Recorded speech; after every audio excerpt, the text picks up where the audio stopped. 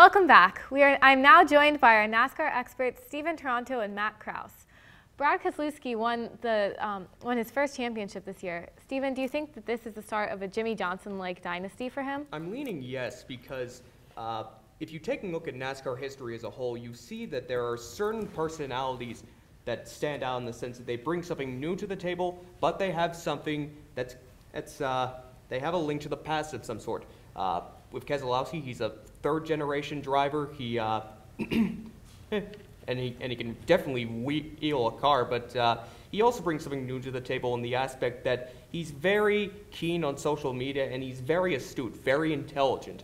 So I think that his championship is a positive for NASCAR. He brings a lot of positive things. You're thinking, yes, it's going to be a dynasty? Absolutely, it's going to be a dynasty. Look at the stats. Brad Keselowski, it took him 3 years to win his first title. Jimmy Johnson only took him 5 years. Brad Keselowski got the first championship with only 9 Cup wins under his belt, 23 for Jimmy Johnson. And Brad Keselowski is 3 years younger than Jimmy Johnson was when he won his first title.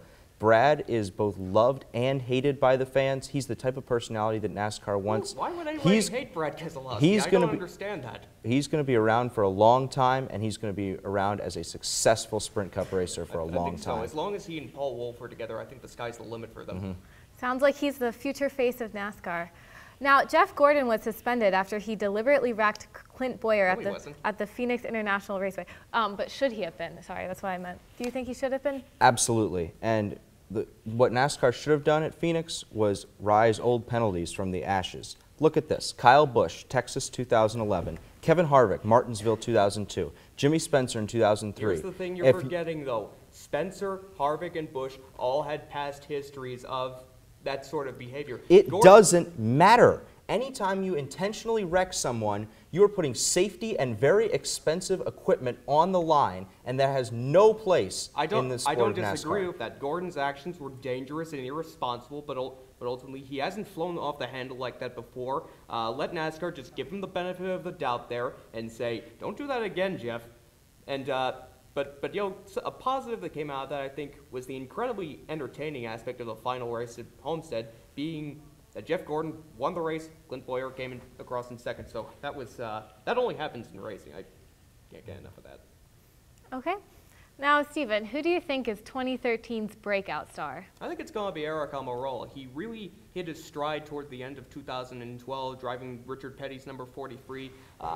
Had the car to beat at Kansas earlier in the season. He won the pole in the Coke 600, and he racked up a career best finish at Martinsville, of 4th. So ultimately, I think that he's still driving for Richard Petty Motorsports. In NASCAR today, it's all about the equipment that you have, and Richard Petty Motorsports is not a top-notch team. That's why I'm going with Ricky Stenhouse Jr. as my breakout star for 2013. Yes, it's going to be his rookie season, but look at the car he's sliding into. He's going to take over the number 17 Roush Fenway Racing car, the 2003 champion, driven by Matt Kenseth. It's won the Daytona 500 this year. Stenhouse has back-to-back nationwide titles. He's been to most of these tracks already. Look at a couple of his Cup results. His Cup debut, the Coke 600 in 2011, NASCAR's longest race. He brings the 21 car home in 11th place. Ricky Stenhouse can drive, and he will be the breakout star in 2013. Richard Petty Motorsports, though, does get their equipment from Roush Fenway Racing. So, I mean, they're getting hand-me-down parts, but I wouldn't exactly say that Marcus Ambrose and Almirola are driving clunkers out there either. They've got a good organization behind them, and I think that I think that if they keep it up, they'll have good results next year. I guess we'll just have to wait and see to find out. It's time for us to take a quick break, but when we come back, we'll be joined by our baseball experts who will be discussing hot stove baseball.